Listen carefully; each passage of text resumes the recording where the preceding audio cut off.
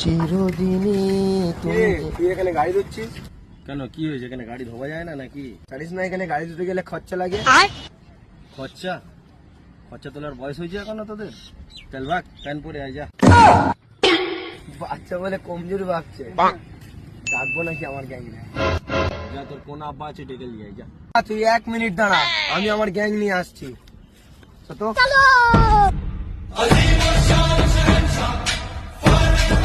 কে কে চল দেখে। ওই যে দাদা গাড়ি ধুচ্ছে, ওই যে।